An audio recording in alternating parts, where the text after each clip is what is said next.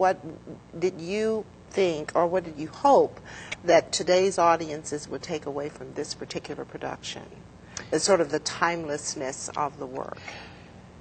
Well, you always, of course, we do a lot of plays that weren't written yesterday.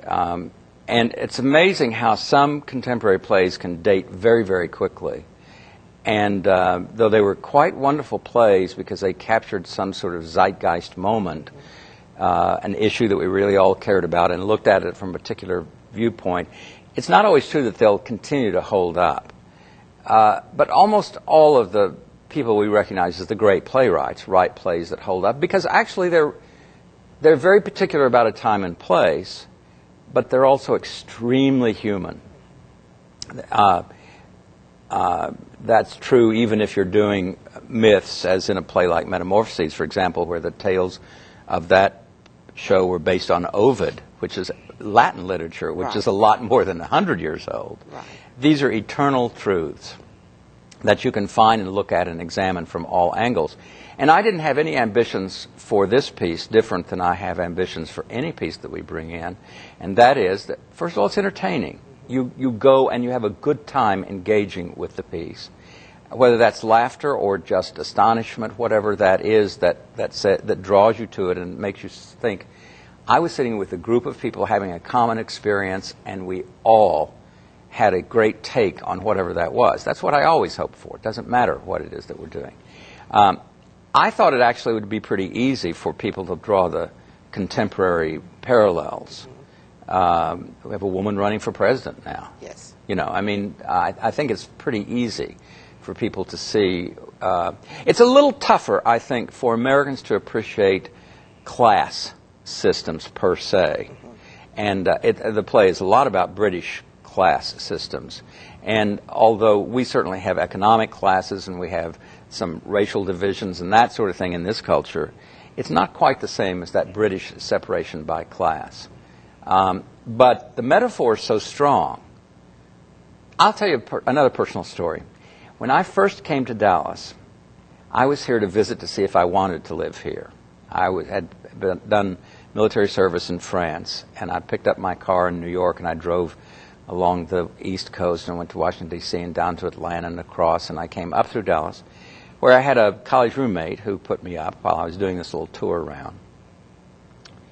And I went to Neiman's. In those days, we're talking about 1958, 59, it was like a tourist attraction, the downtown store, before there was a North Park. God, I'm old. Anyway, I went in and I was stunned at the beauty of the women and their grooming and their superb looks. You know, and I'm a typical horny 20-year-old person just out of the Army, for goodness sakes, you know, so I'm thinking I really like Dallas. And my eyes particularly followed this one beautifully groomed, beautifully couturied woman, and she walked over to the fine jewelry counter where very expensive bracelets and brooches and rings were. And she said to the clerk, "I'd like to see that ring." And I had this sort of Eliza Professor Higgins moment where I thought, she just ruined it. Yeah. You know, it almost made me turn around and leave Dallas, you know, because here was that awful, twangy abuse of the spoken word. Mm-hmm. Still, her looks were pretty sassy, so. Yes. And Shaw, for a lot of people, that's a lot of words. And so when you're working with the actors... Well, darling, in the theater, we do have a lot of words. We have very few car chases. Yes. You know, I mean, words is what we have. The beauty of Shaw is that they're such good words. Yes. I had to go on for Terry Vandervoort to play for a student matinee that we had. He had some day surgery that he wasn't quite over. And I played Pickering, which is not that long a role. But Pickering doesn't have any of the long speeches. They're mostly responses or smaller interjectories. But here comes Doolittle, who has pages. And not only that, the actor has to be accomplished at the Cockney dialect, and then accomplished enough as an actor to speak the dialect convincingly but still be understood by a contemporary audience. In fact, there's one of the differences that's a little tough. Certain slang expressions, might not be quite the right word, idioms that were used in 1913 may have, in England, may be a little remote for a contemporary audience to understand. And occasionally, there's a really good joke in there that Pickering has, but you can't get a laugh today because people don't really know that a ship's forecastle is where a bunch of sailors sit down and eat.